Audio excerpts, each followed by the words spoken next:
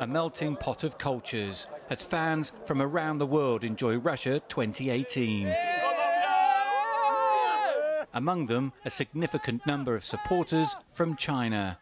More than 40,000 tickets were sold to Chinese supporters, a huge increase from the 7,400 that were sold to Chinese fans in 2014.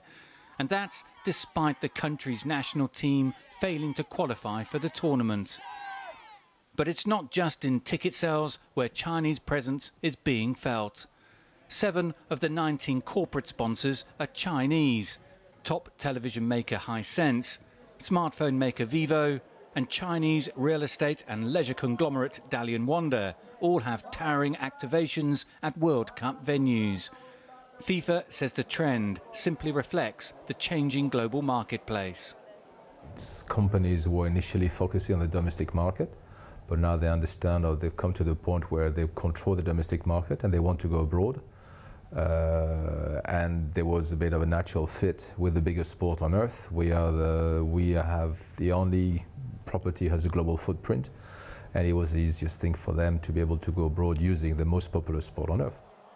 Football sponsorship comes at a price, with each one worth hundreds of millions of dollars. Russia's Lokomotiv Moscow also has a sponsorship deal with Vivo.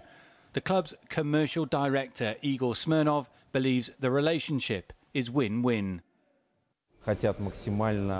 Companies who want their products to reach customers all over the world choose football, with its mass appeal as one of the most popular sports worldwide.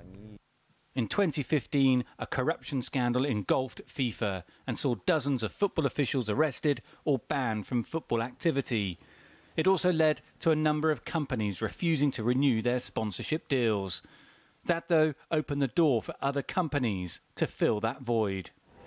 The huge increase in Chinese supporters at this World Cup, along with those sponsorship deals, underlines a growing interest in the game in China. And it also raises the prospect of China one day bidding for a World Cup in the future.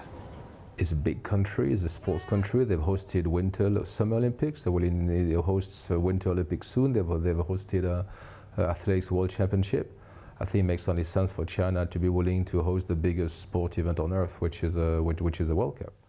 The joint bid of the US, Mexico and Canada recently won the hosting rights for the 2026 tournament. It means the next available World Cup is 2030. I think taking the World Cup to China is an obvious step. If FIFA wants to go to the big countries for lots of reasons, it's to do with promotion, it's to do with development. Yes, it's also to do with money. But if you want to see the game develop, then China is an obvious market that is really there waiting to be tapped. In the meantime, Chinese fans, along with supporters from around the world, continue to enjoy the games. But it might not be long before China also gets a chance to host football's showpiece event. Dan Williams, CGTN, Moscow.